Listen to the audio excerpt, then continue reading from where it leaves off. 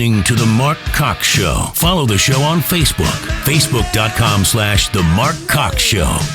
There's a reason that only 17% of the American people think that that's a good idea. So if the goal is to take that bad piece of Trump care and make it worse, then all you're going to see is those numbers tank even more. No, I don't think so. That was Congressman Ted Deutsch there responding to rumors that the Ryan Care bill might be brought back to Congress for a vote.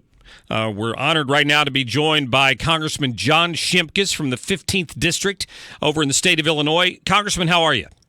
Mark, great to be with you. I'm doing great. Thanks for giving us a little bit of time today. What about that? I mean, what about these stories that are circulating that they're going to take another run at repealing Obamacare? What can you tell us? I think we are. Okay, good. I think that's the mandate from 6 to 8 years of elections for us taking over the House and then the Senate. And now I think part of President Trump's success in the campaign was to repeal and replace Obamacare. And the Republicans, we stumbled.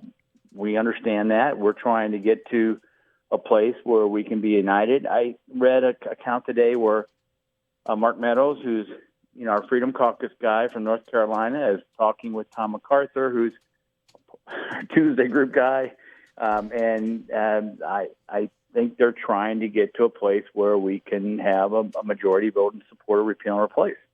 So what's different about it? What would change in this one that might get more support from both ends of the spectrum? Well, I'm not in, we've been on a 2-week break back at home, or district work period, or Easter, however you want to define it. Right.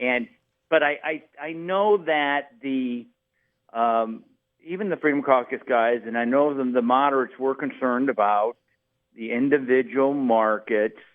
Now we believe we'll create not a demand, a centralized control individual market, which you have to have these only for policies, regular competitive market.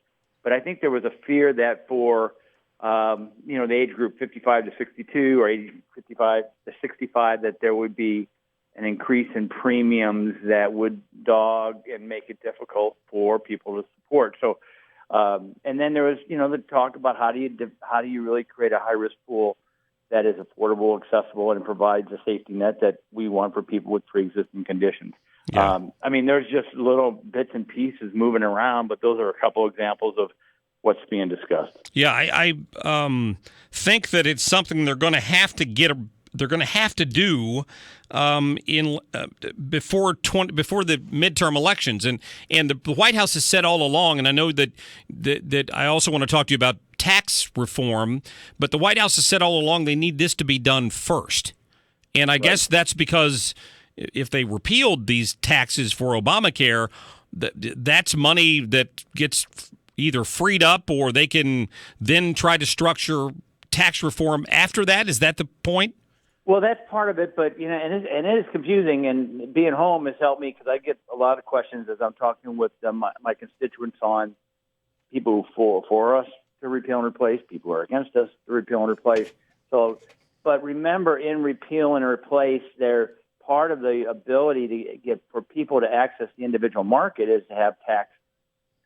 We just want tax parity. So major corporations, if you're provided insurance by your employer, gets to write off that cost as a cost of doing business.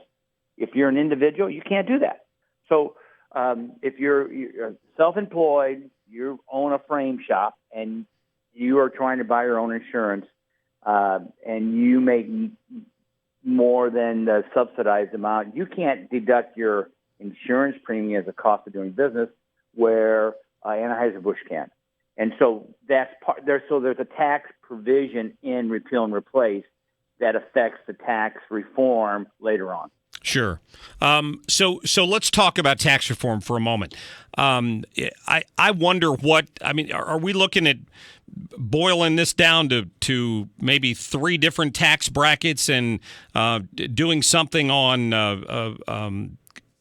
the earnings on savings and investments and things like that, the capital gains tax? What are you seeing? Well, I would encourage people to just go to the House Ways and Means Committee website, and you can pull up the individual filing on a postcard. Okay. So, and it's a lot of my colleagues tweeted that on tax filing day and showed photos of it. I mean, it's income. You take off mortgage deductible. You take off what you've given for charity.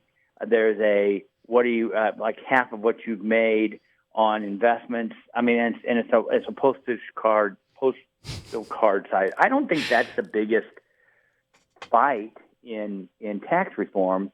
The biggest fight in tax reform is the corporate tax issue, sure, which was designed by my friends on the Ways and Means Committee to make our manufacturing goods more competitive internationally, and it was addressing what's border adjustability issues. Now, we're the only major country in the world that doesn't border adjust our taxes. And what's a border adjustability? It means that you tax a good at the place it's being consumed. A Ford car being sold in Japan would not receive a U.S. tax on it. It would just receive a Japanese tax. That's what everyone else does except for us. That makes our goods more expensive.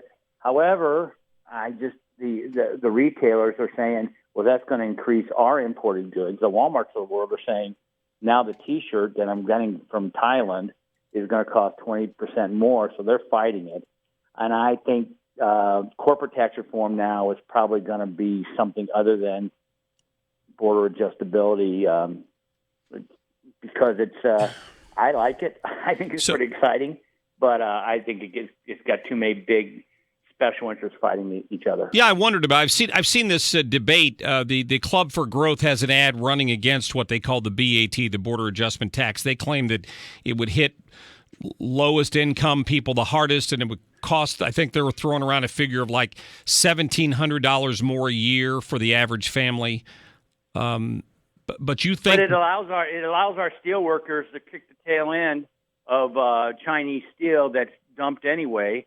And so our point is we want it's equalizing the tax code. It's a very frustrating debate because no other major industrialized country do what we do. So it's really an equality debate to make our manufacturers' goods competitive. I mean, I want us to be strong in manufacturing. I want jobs. I want people to have good health insurance and good wages. And manufacturing is that part of that debate. And this is one way we can help it. Yeah. Well, and when it comes to the corporate taxes, what the president had said on the campaign trail was a lot of companies keep their money overseas, their profits, and they won't bring it back here because it gets hit with such a high, 35% when they bring it back into the country? Well, the corporate tax rate, without all the deductions, the basic corporate tax rate is 35%. Right. So then the question is, the repatriation of earned income is probably at 35. I mean, it's pretty high. It's high, and so the companies just hold it overseas, and that's part of the reason why you have the border adjustability debate and the inability to return your profits. That's the reason why companies move their corporations outside the United States. Sure.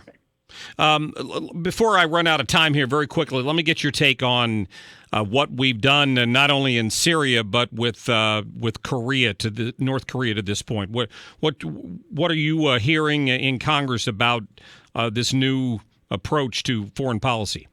Well, I think it's good that the United States shows leadership and we man up in the international world, and we're not passive. And we're engaged. Syria, I've been public about, all these international, other countries are now thanking us for what we did. I always say, where were you at the beginning? Why didn't you say, come on, United States, do this. You're the only one who can do it. Or why aren't you helping us do this?